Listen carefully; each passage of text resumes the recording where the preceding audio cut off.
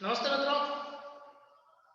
आज हम पढ़ने वाले हैं अपने पाठ 2 के बाद पाठ 3 रहीम दास। तो आज हम पढ़ेंगे रहीम का परिचय।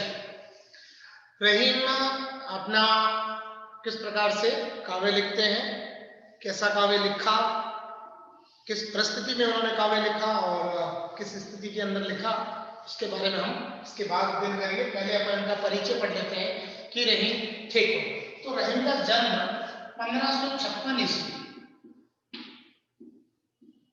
के अंदर, आपने सुना होगा मुगल काल। तो मुगल काल के अंदर अकबर के नाम से जो शासक जाना जाता है, या जैसे महाराणा प्रताप ने बड़ा परेशान किया था मेवाड़ में, तो अकबर जब छोटा था और हुमायूं ने उसकी शिक्षा के लिए, जैसे आजकल कोई टीचर वगैरह नियुक्त करते हैं, मास्टर नियुक्त किया जाता है, वैसे ही संरक्षक के लिए और उसकी शिक्षा दीक्षा के लिए बैराम खान को नियुक्त किया था।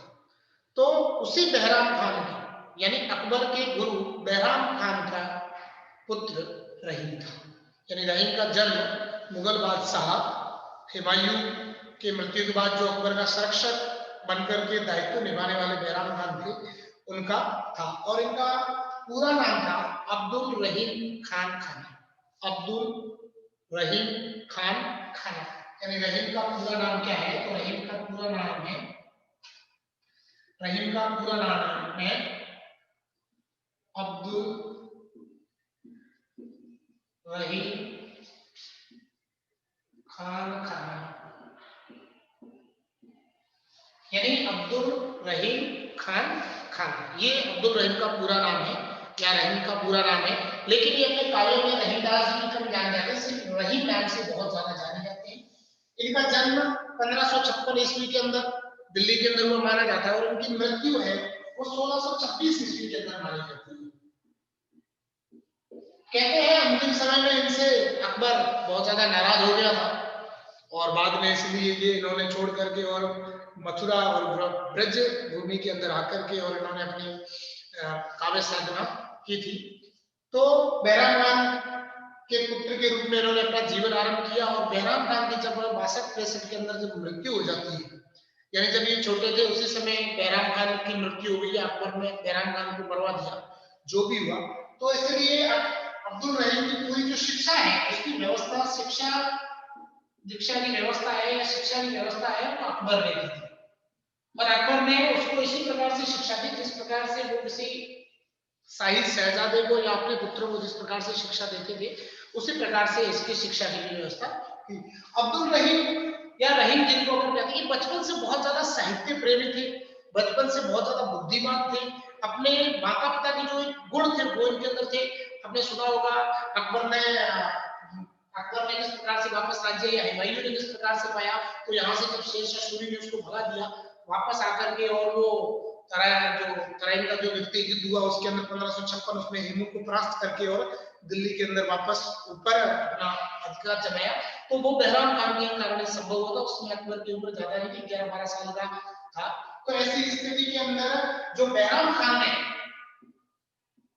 वीरता दिखाई, बहराम खान ने उस वीरता के कारण अकबर को पुनः दिल्ली के ऊपर, भारत के ऊपर अपना शासन करने का अधिकार मिला। उसके बाद अकबर ने बहुत पूरे संपूर्ण भारत को अपने कब्जे में लिया। तो बहराम खान की जो वीरता, शूरवीरता, धार्मिक चिंतन, साहित्य प्रेमी, दानवीरता, काव्य जैसे गुण, उस बहराम खान खुद एक विलक्षण प्रतिभा का धनी था। तो वही विलक्षण प्रतिभा उसके पुत्र रूप के अंदर, रहीम के अंदर भी क्या हुई? परिवर्तित हुई, उसके अंदर भी दिखने लगी।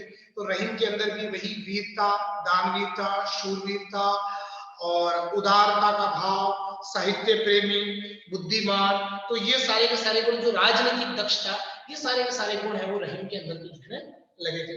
रहीम का व्यक्तित्व तो बड़ा प्रभावशाली था। वे सामंजस्यवादी था, यानी सामंजस्य बना करके चलते थे। यानी उनका ये नहीं था कि रहीम मुसलमान होकर भी बहुत ज्यादा हिंदू धर्म के ऊपर ज्ञान रखते हैं, रहीम मुस्लिम होकर भी हिंदू धर्म का बहुत, वेद पुराण का बहुत अच्छा ज्ञान रखते हैं। उन्होंने भारतीय दर्शन, भारतीय संस्कृति को समझा था, पढ़ा था अच्छे तरीके से, इसलिए ये समन्वयवादी कहलाते हैं। मतलब ये समन्वय लेकर के चलते थे। समन्वयवादी का मतलब ये होता है, समन्वय का मतलब ये हो जाता है कि आपके समन्वय में जैसे क्या आप ये मान सकते हो या सामंजस्य के अंदर आप ये मान के चल सकते हो, मतलब दो अलग अलग विचारधाराओं को एक साथ जो लेकर के और जो चलने का जो सामंजस्य इन्होंने बिठाया था, जो सामंजस्य उन्होंने उसको तय किया था, ये जितना अपने धर्म का पालन करते थे, जितना अपने इस्लाम का जो जितना ये आदर करते थे, उतना आदर ये हिंदू धर्म का भी करते थे, जितना आदर ये अपने अल्लाह का करते थे, उतना आदर अपने मित्रों के या हिंदुओं के ईश्वर भगवान श्री राम का भी उतना का उतना आदर सम्मान करते थे। और श्री कृष्ण के प्रति इनकी बहुत ज्यादा बड़ी जो इनकी श्रद्धा थी, श्री कृष्ण को उन्होंने बहुत ज्यादा मान सम्मान दिया था, और कृष्ण के ऊपर इन्होंने अपना काव्य था वो भी इनका बहुत लिखा था, और इनकी अथात श्रद्धा थी, बहुत ज्यादा कृष्ण के ऊपर इनकी श्रद्धा थी। अब उसके बाद ऐसा कहा जाता है कि इन्होंने अपने काव्य में रामायण, महाभारत, पुराणों और गीता जैसे जो ग्रंथ थे, उनसे जितने भी इनको कथानक मिले, जितने इनको वहां से कथानक मिले, उन कथानकों को इन्होंने अपने काव्य के अंदर उदाहरण रूप में प्रस्तुत किया। यानी महाभारत की घटनाओं को, रामायण की घटनाओं को, पुराण की घटनाओं को, वेदों से कुछ लिया, यानी इन्होंने उस कथानक और पात्रों को बखूबी उल्लेख किया, यानी उन्होंने समझाने का प्रयास, एक समाज के अंदर एक सामंजस्य बना करके, एक समन्वय बना करके और एक जो संदेश देने का जो प्रयास किया गया, वो अपने आप में बड़ा विलक्षण है, बहुत अद्भुत है, और ऐसा इनके था। और इनके काव्य में नीति, भक्ति और प्रेम की त्रिवेणी मानी जाती है। नीति, भक्ति और प्रेम, इन तीनों का इनके काव्य में बहुत अच्छा सामंजस्य माना जाता है। नीति का मतलब होता है हमारी नीति क्या है, हमारा आचरण किस प्रकार से है, हम किस प्रकार से सोचते हैं, किस प्रकार से चलते हैं। भक्ति का मतलब ईश्वर के प्रति, और प्रेम का मतलब जीव मात्र के प्रति जो दया का जो भाव है, इस प्रकार का समन्वय इन तीनों को साथ में डाल करके और इन्होंने अपने काव्य की है वो रचना की है। तो इनका सुंदर समावेश मिलता है। तो यहाँ से राजस्थान माध्यमिक शिक्षा बोर्ड में प्रश्न भी बहुत अच्छा बनता है कि सिद्ध कीजिए कि रहीम के काव्य में भक्ति, नीति और प्रेम का समन्वय या प्रेम की त्रिवेणी बहती है, स्पष्ट कीजिए। तो बहुत अच्छा प्रश्न है। तो इसको करते समय आगे जितने भी जो दोहे दिए गए हैं भक्ति के, नीति के और प्रेम के, उन दोहों का उदाहरण देते हुए स्पष्ट किया जा सकता है। फिर है रहीम को दोहा, सोरठा, बरवे और सवैया छंदों में, इन्होंने ज्यादातर दोहे और सोरठे छंदों में लिखा।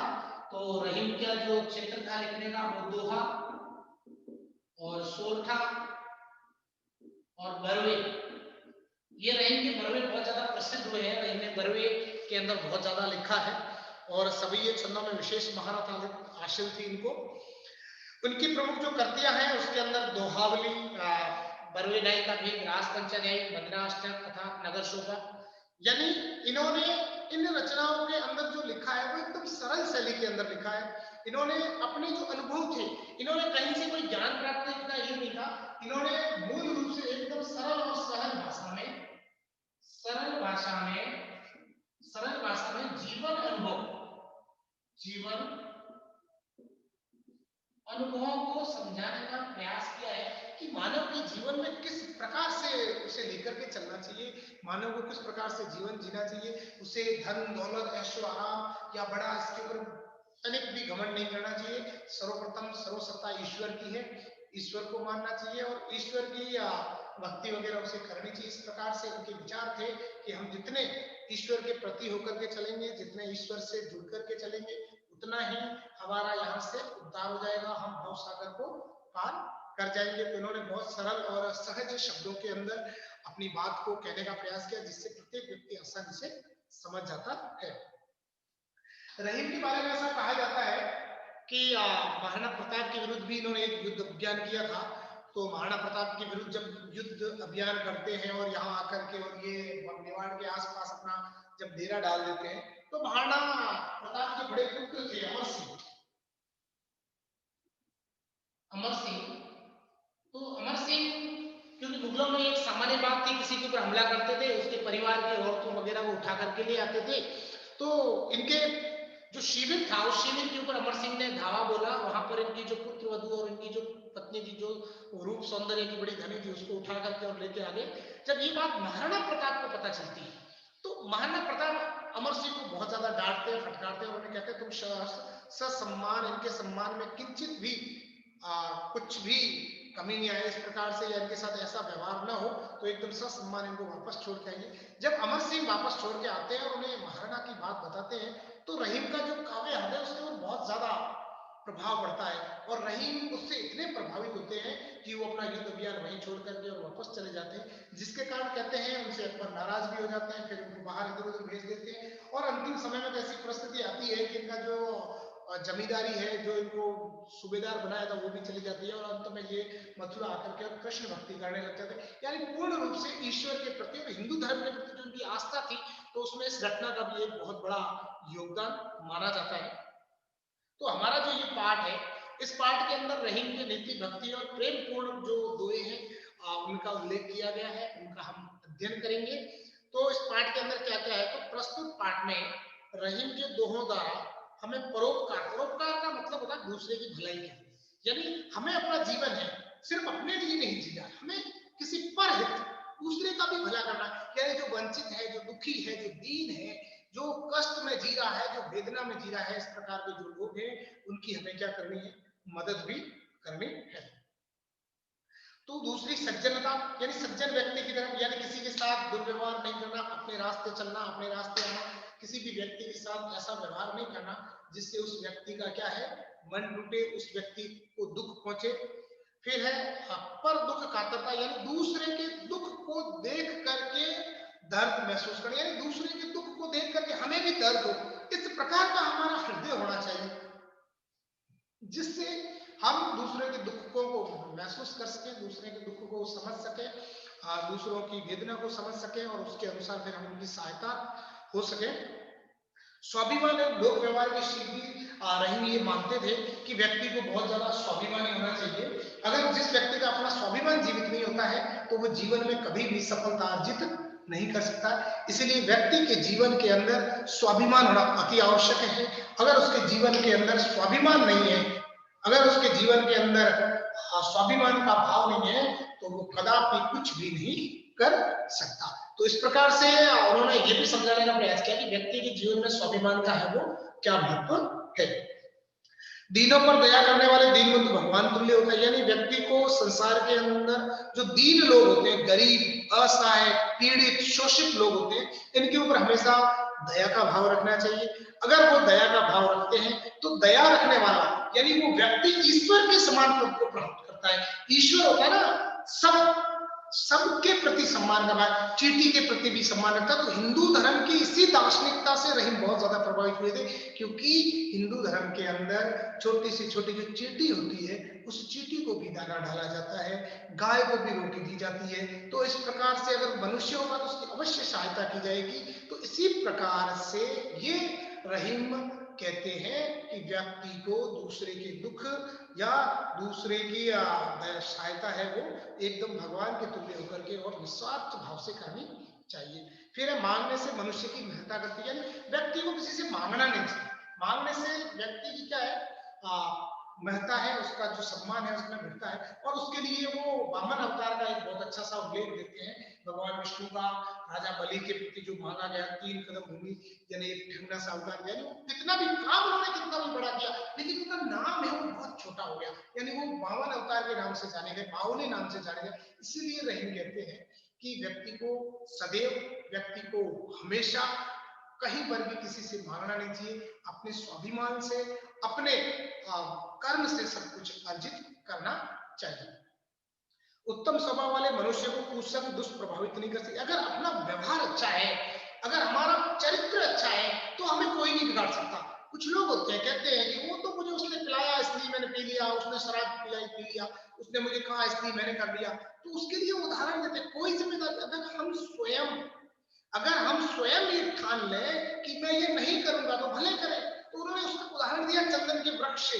चंदन के वृक्ष की जो महक होती है, उससे सर्प होता है, वो उसके चारों तरफ लिपट करके उसके ऊपर ये चाहता है कि महक इसमें से नहीं आए, इसके अंदर जहर की महक, वो खूब प्रयास करता है, लेकिन उसके जो जहर है, उसका जो विष है, उसका कोई प्रभाव नहीं पड़ता। उल्टे सर्प के शरीर के अंदर उस चंदन की महक आना शुरू हो जाती है। यानी अगर हमारे गुण अच्छे हैं, हमारा चरित्र अच्छा है, तो फिर हमें कहीं पर भी कोई भी चिंता नहीं है। इसलिए अगर चरित्र अच्छा होता है तो बुरी संगत हमें बिल्कुल भी प्रभावित नहीं कर सकती। फिर है सज्जन परोपकार की निमित्त संपत्ति का संग्रह करते हैं, यानी जो सज्जन व्यक्ति होते हैं, श्रेष्ठ व्यक्ति होते हैं, वो धन का संग्रह इसलिए करते हैं कि उसी धन से वो दूसरों की क्या कर सके, सहायता कर सकते, दूसरों की मदद कर सके। और धनी पुरुष निर्धन होने पर अपने अतीत की चर्चा ऐसे करते हैं जैसे आश्विन मास के जलबिन मत। और जो धनी पुरुष यानी पहले बहुत पैसे वाला था, अब उसके पास धन नहीं है, किसी कारणवश चला गया, तो ऐसे पुरुष होते हैं वो मतलब जो आश्विन मास में जब वर्षा बीत जाती है उसके बाद जब बादल आकर के जो गड़गड़ाते हैं, बादल जो बजते हैं, उस प्रकार से वो अपनी बड़ी बड़ी लंबी लंबी फेंकते हैं, मैंने ये कर दिया, मैंने वो कर दिया, मैंने ऐसा कर दिया, मैंने वैसा कर दिया, मैंने ये वो कर दिया। तो अच्छे लोगों के रूठने पर उन्हें मना लेना चाहिए। अच्छे लोग अगर हमसे रूठ जाते हैं तो उन्हें हमें मनाना चाहिए। क्यों? क्योंकि वो कितने भी हमसे नाराज है, अगर वो हमारे पास रहेंगे तो अवश्य ही हमारा भला होगा। तो जैसे मोतियों का हार होता है, उसे टूटने पर हम फेंकते नहीं है, उसे दूसरे नए धागे के अंदर पिरोते हैं। इसी प्रकार हमारे संबंधों को उससे और ज्यादा मजबूत या दृढ़ करना चाहिए। फिर उसके बाद वो कहते हैं आंख से निकलने वाले आंसू घर वेदी की तरह हमारी व्यथा को जग जाहिर कर देते हैं। काम पड़ने और काम निकलने पर लोगों का व्यवहार भिन्न, यानी हमें किसी के आगे भी अपना दुख का रोना है वो नहीं रोना चाहिए। और संसार एक ऐसा है कि काम पड़ने से पहले व्यक्ति आपके आगे बहुत ज्यादा हाथ जोड़ के प्रार्थना करेंगे, और वही जब काम निकल जाता है तो फिर वो बात भी नहीं करते। इसलिए रहीम ने इन दोहों के माध्यम से एक अच्छी समाज के अंदर नीतिगत जो बातें हैं, प्रेमपूर्ण और भक्ति की बातें हैं, वो समझाने का प्रयास किया है। तो हम अगले वीडियो के अंदर रहीम के दोहों का अध्ययन करेंगे। तब तक के लिए नमस्कार। चैनल को लाइक करिए, सब्सक्राइब करिए और कमेंट में बताइए कि क्या क्या सुझाव हो सकता है।